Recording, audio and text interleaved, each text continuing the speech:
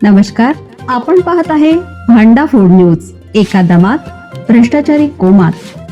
Social media, कर्जबाजारी, गुन्हेगारी, सट्टेबाजी, चोरी, मटका, जुगार, दारू, सावकारशाही, न्यायाच्या प्रतीक्षेत प्रशासन. भांडाफोड न्यूज. एका दमात भ्रष्टाचारी कोमात. कोकळे गावचे माजी उपसरपंच अमित कांबळे यांनी महावितरणला दिला आंदोलनाचा इशारा. महावितरणच्या विरोधात कोकळेचे माजी उपसरपंच विद्यमान ग्रामपंचायत सदस्य अमित कांबळे आंदोलन छेडण्याच्या तयारीत असून उष्णतेच्या लाटेत कवठे महाकाळ शहरासह तालुक्यातील ग्रामीण भागातील नागरिक होरपळून निघत आहेत. त्यातच सतत खंडित होणाऱ्या वीज पुरवठ्यामुळे नागरिक अधिकच हैराण झाले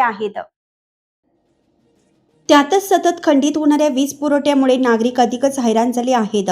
वीज खंडित होण्याचे प्रमाण तालुक्यातील ग्रामीण भागात तसेच कवठे महाकाळमधील वाड्या वस्त्यांवर सर्वाधिक आहे.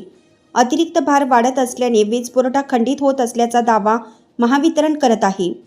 तर वाढलेल्या उष्णतेमुळे विद्युत रोहित्रामधील तेल कमी होणं, काही यंत्रे नादुरुस्त होण्याचे प्रकार घडत असल्याने दुरुस्तीची कामे वाढली असल्याचे कंपनीच्या अधिकाऱ्यांचं म्हणणं आहे. गेल्या काही दिवसापासून सतत वीज पुरवठा खंडित होत आहे. काही भागात तर कायमच वीज गायब होत असल्याच्या तक्रारी आहेत.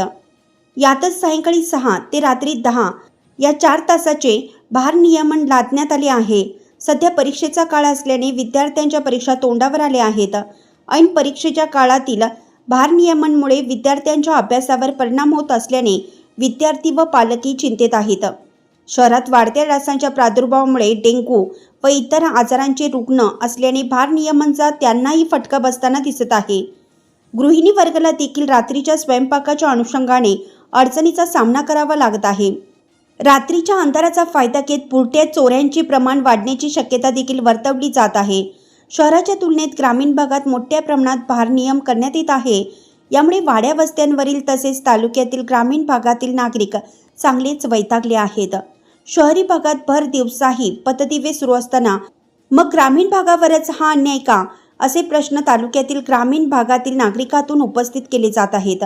तसेच रात्रीचे भारनियमन रद्द करावं, अन्यथा तीव्र आंदोलन छेडणार असल्याचे पत्र महावितरण अधिकारी कवठे महाकाळ यांना कोकळे गावचे माजी उपसरपंच विद्यमान ग्रामपंचायत सदस्य अमित कांबळे यांनी दिला आहे. त्यावेळी बहुजनांचे नेते तानाजीराव शिंगाडे, युवा उद्योजक शरद मोहिते, समाजसेवक राजू कदम उपस्थित होते.